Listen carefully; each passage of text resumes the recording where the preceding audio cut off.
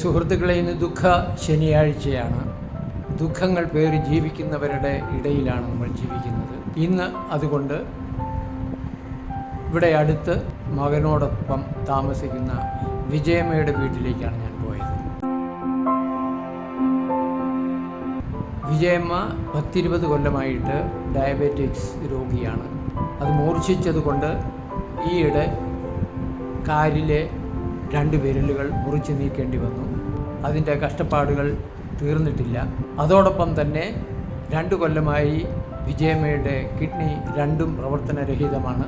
ആഴ്ചയിൽ 3 ദിവസം ഡയാലിസിസ് ചെയ്യണം. ഡയാലിസിസ് ചെയ്യുന്നത് തിരുവല്ലയിലെ പുഷ്പഗിരി ആശുപത്രിയിലാണ്. മകനാണ് വിജയമ്മയെ കൊണ്ടുപോകുന്നത് ചികിത്സയ്ക്കായിട്ട്. അവൻ്റെ ഏക വരുമാനമാണ് കുടുംബം നടത്തിക്കൊണ്ടുപോകുവാൻ ഉപയോഗപ്പെടുന്നത്.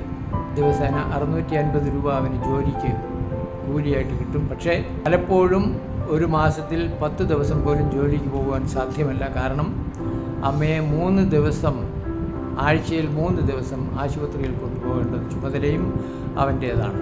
അങ്ങനെ കഷ്ടപ്പെടുന്ന വിജയമ്മയുടെ വീട്ടിലേക്കാണ് ഇന്ന് ഞാൻ പോയത്.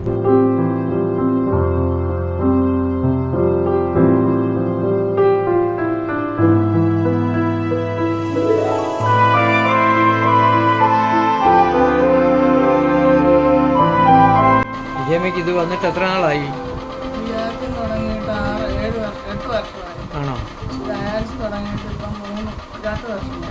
ആണോ?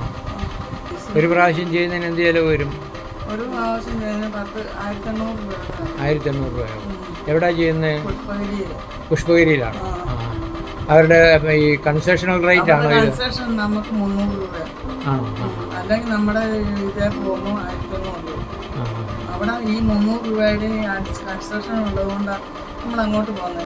ഡയാലിസിസിന് ആവശ്യമായ ട്യൂബുകളും രോഗി തന്നെ മേടിച്ചു കൊടുക്കണം. അത് എത്ര പ്രാവശ്യം ഉപയോഗിക്കാവത്? 7 പ്രാവശ്യം. നിങ്ങളുടെ ചെറിയ സംഭാവനകൾ പോലും വിലയേറിയതാണ്. സംഭാവനകൾ അയക്കേണ്ട ഗൂഗിൾ പേ നമ്പർ ഇതോടൊപ്പം കൊടുത്തിട്ടുണ്ട്. കഴിവുള്ളവരൊക്കെ സഹായിക്കണമെന്ന് അഭ്യർത്ഥിക്കുന്നു.